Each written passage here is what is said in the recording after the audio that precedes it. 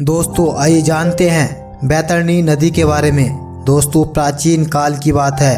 भारत के एक पवित्र और शांत वन प्रदेश में एक साधु तपस्या में लीन था। उसका नाम था महातपस्वी ऋषि देवराज। उसका जीवन एकदम सरल और वैराग्यपूर्ण था।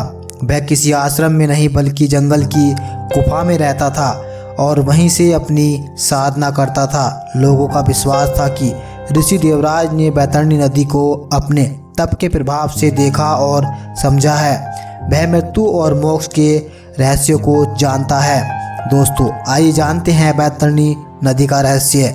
हिंदू धर्म के अनुसार बैतरणी नदी मृत्यु के बाद की यात्रा में आत्मा को पार करनी पड़ती है।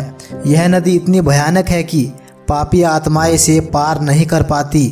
उसमें खून, गंदगी, सड़ा सांप, बिच्छू और लाशें तैरती हैं, लेकिन पुण्य आत्माएं इसे सहजता से पार कर जाती हैं।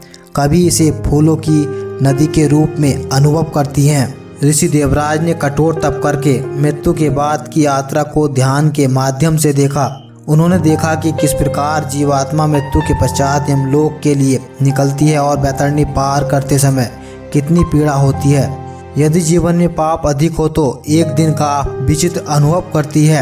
एक दिन एक युवा ब्राह्मण नामदेव, जो अत्यधिक धर्म कर्म में रुचि रखता था, ऋषि देवराज के पास पहुंचा। उसने कई प्रश्न पूछे। ऋषिवर, क्या वास्तव में बैतरणी नदी होती है? क्या वह ऐसी ही भयानक होती है जैसा शास्त्रों में कहा गया है?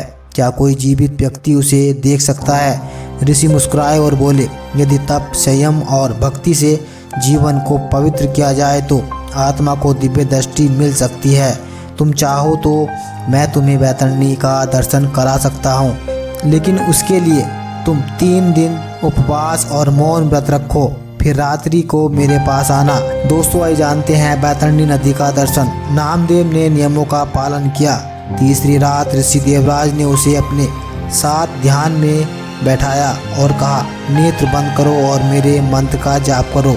धीरे धीरे नामदेव को शरीर से परे होने का अनुभव हुआ। वह किसी और लोक में था। वहाँ सामने एक भयानक नदी थी, बैतरणी। रक्त मिश्रित जल, भयंकर लहरें, चीखती आत्माएं और उनके ऊपर उड़ते गिद्ध। कुछ आत्माएं नदी में फंसी थी, कुछ पार कर रही थी। पर तभी उसने एक दिव्य दृश्य भी देखा। एक गौमाता जो स्वर्ण जैसी चमकती हुई थी, एक पुण्यात्मा को पीठ पर बैठाकर नदी पार कर रही थी। उसे समझ आया कि यह वही गाय है जिसे लोग धरती पर दान में देते हैं। ध्यान समाप्त होने के बाद नामदेव ने ऋषि से पूछा, हे गुरुवर, इस नदी से मुक्ति कैसे पाई जा सकती है? ऋषि बोले, बैतरणी केवल एक नदी नहीं, यह तुम्हारे कर्मों की नदी है। इसे पार करने के लिए गाय, भूमि, अन्न, जल और विद्या का पवित्र दान करो। जब तुम सत्य, करुणा और सेवा का जीवन जीते हो तो यही गुण गौमाता का रूप लेकर तुम्हारी रक्षा करते हैं। दोस्तों एक बार स्वयं यमराज ने ऋषि देवराज की परीक्षा लेने की सोची।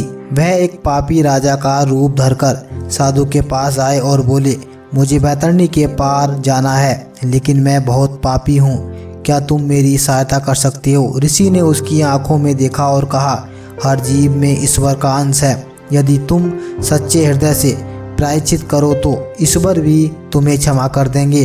राजा बोला, मैं तो अब मर चुका हूँ, अब कैसे सुधार करूँ? ऋषि ने ध्यान लगाया और गोदान की एक विशेष विधि से उसके नाम से एक गौ का दान करवाया, अपने ही शिष्य नामदेव से। तब यमराज ने अपने असली रूप में प्रकट होकर कहा, हे महर्षि, आपने केवल एक आत्मा को ही नहीं, समस्त मानव जाति को यह संदेश दे दिया है कि धर्म और करुणा से ही मोक्ष का मार्ग बनता है। इस घटना के बाद ऋषि देवराज की ख्याति पूरे भारतवर्ष में फैल गई, किंतु उन्होंने कभी अपना आश्रम नहीं बनाया, न कोई मठ।